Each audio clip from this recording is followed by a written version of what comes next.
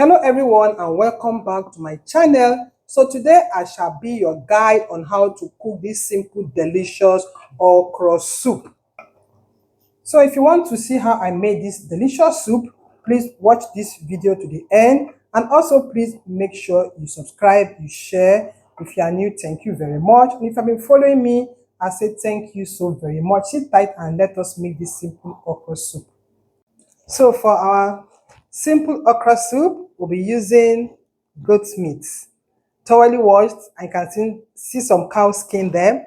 You can use any protein of choice. You can use chicken, you can use beef, whatever you can lay your hands on or whatever you have, you can use. So what you're going to do now is to take it back to the pot and then let's start cooking. So in the pot, you add in the protein, add in some onions, just use little onions for this. Then add in little salt. Get your seasoning cube, you add in your seasoning cube. You don't need curry, you don't need ginger, you don't need garlic for this because it's a local soup. After adding all the ingredients, you now add in some water so it can be cooked and tender. You know it's goat meat takes a lot of time, so you have to like to cook very well. After adding the water, you now cover the pot and let it start cooking. So we'll be using fish. This is dried catfish. You can use any fish of your choice, like ejakika, which is smoked banla fish. But I'm using this one piece catfish for this. What I'll do now is to pour in some hot water and let it take out the dirt. So I'm pouring the water. After pouring the water, I'll now allow it to stay in the water for some time. So after a few minutes, you come over to the sink, run some cold water, then you now begin to debone. You know, at times some of these fish, they might have some hidden ants in. That's why we need to use hot water to wash. So that it's so clean. At times some people carry a lot of sand, so you have to wash thoroughly so that you don't spoil your food. So just debone them and then set aside. So we're using this cayenne fresh pepper. I have habanero pepper. This pepper is so hot, so mind the way you add it. Then scotch bonnet pepper. So what I'm going to do now is to take out the seed. I have to deseed the cayenne pepper. Then we'll now blend coarsely, or you can blend it to be so smooth. But normally I like my pepper to be coarsely blended with my chopper, or you can use your mortar to pound. If you ever have grinding stone, you can use your grinding stone to pound. So after using my chopper to blend, this is what I have. You can see it is not too smooth, but like I said, if you want yours to be like a piriform, you can make yours to be like that. So I have crayfish here. This is dry crayfish. So when you want to blend it, you can either blend it dry or you can blend it wet.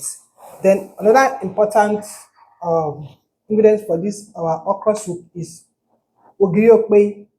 This is what I'm going to be using. This is what the Igbos use to cook their okra soup. But if you are from the West, the Yoruba people, they use iru. So I'm going to be using this. So I can blend this separately or I can add it with the crayfish. I will not blend together. Anyone that suits you, just do so. So in the dry meal, you add in the crayfish. I pick the crayfish very well so I can take out the sand. So I cannot add in the ogiriokpe to blend together.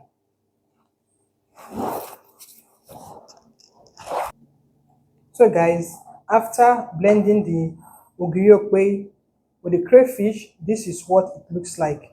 So I'll now pour it into a plate so you can see how it looks like. This ogiriokpe is the local seasoning our grandparents used to cook back in the day. It makes your food or your soup so delicious. So this is our okra, the star of the show. This is the okra.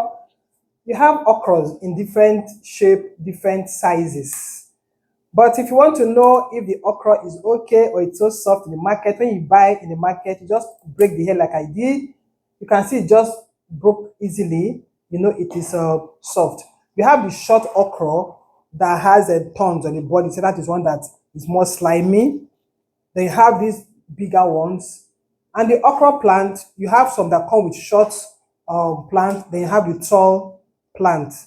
So this is what we have here. Different people in Nigeria, they cook their okra soup differently, so it depends on how you want it. You can cook okra separately and then I use stew to eat it. You can cook the stew and combine everything together. So what we are going to do now is either we are going to be grating it, or we're going to be using the chopping board, or if you have food processor, you can use it. Depends on how fast and how easy you can use the machine. Some people even grind theirs with the grinding stone back in the day. So what we are going to do, I'm going to show you two methods: using the grater and then using the chopping board to cut. So this is what the grater looks like.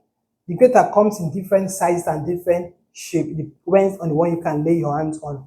So I'll be using this side. This is the biggest side of the grater.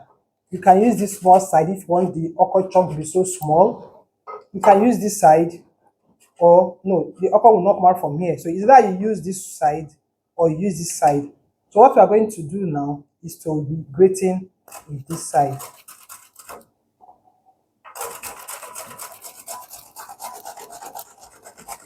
You grate the way it suits you, how good you want it. Though I like my okra to be chunky, but when I'm eating, I can be just eating some crunchy okra, not too smooth that you don't have any crunch to take.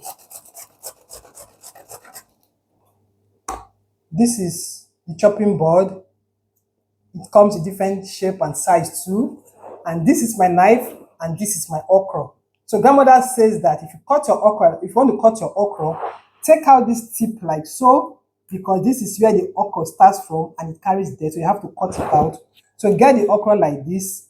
After you have thoroughly washed it, then you now cut it like into four. You now place it on your chopping board, and then you now start cutting like this.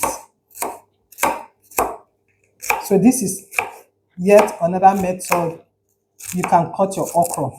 Why some other person will not cut this way, like I cut into four places, they just start cutting it in a round shape. After taking the head like so, they don't cut the middle. What they do is just to start cutting like this.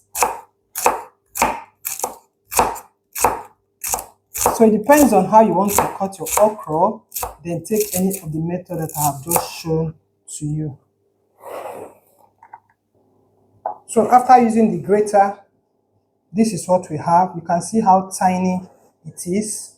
So what I'll do now, for it to be more slimy, I'll just add in some warm water.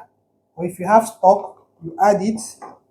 You now start stirring it like this, and it becomes so slimy. See what I'm doing? You see what I'm getting? It's looking so slimy. Yeah, this is what I want. Then this other one is the knife cut. You see how chunky it is? Because I want to be eating that chunk when I'm eating my swallow.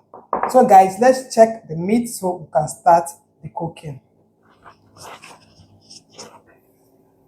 Wow, this is what we have. You can see that the meat has cooked, because we're cooking for like 30 minutes. You know, it takes time to cook, and the water has really cooked down.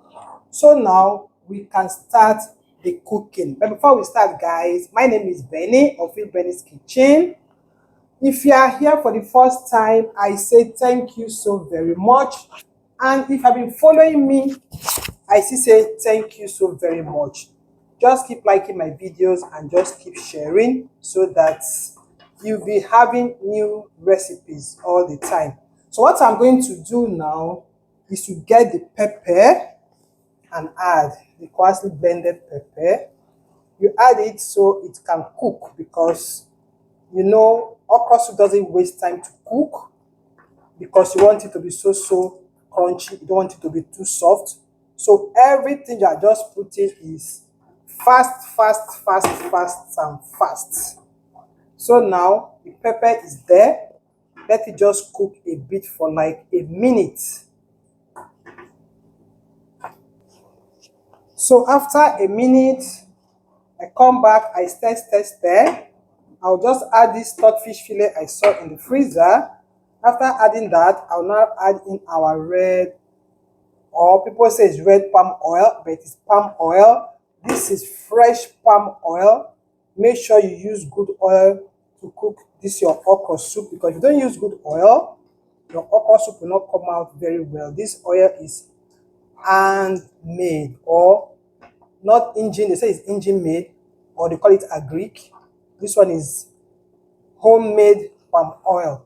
So just add in some and then let it cook so that it will just melt everywhere. Just leave it to cook for like a minute and let it cook everywhere. After a minute cooking the oil, I add in the smoked catfish.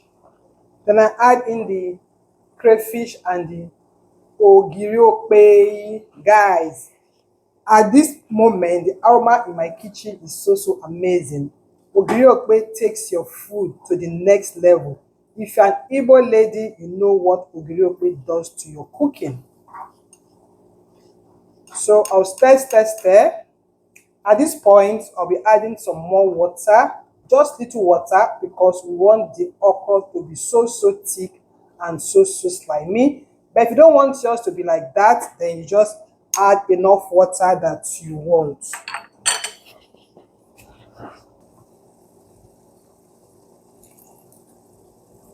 You add the water to loosen it up a bit. So we are good now. I come back after a minute, stir. So at this point, I'll bring in the grated okra. Bring it first, then I'll now bring in the knife cut. You can see how it is looking. This doesn't have to stay on the heat for a very long time, so you can still have that crunch. Some people might just leave theirs like this without adding vegetable, but as an Igbo lady now, you know we like vegetable soup so much. I'll just get some ugu from my garden and then I'll now add little of it. So this will not be cooking for a very long time. So this can go with any swallow of your choice. So I have some of the ugu leaf. You can add scent leaf, you can add uziza leaf, but just add little of it so it doesn't take the shine of the okra. You can see how colorful it is. You can see the pepper with the colors. You can see how slimy it is. This is so easy to make. So guys, at this point, I'm good to turn off the heat. We are ready. Get your swallow of choice ready and then enjoy yourself. I will see you in my next. Bye bye and keep watching my videos.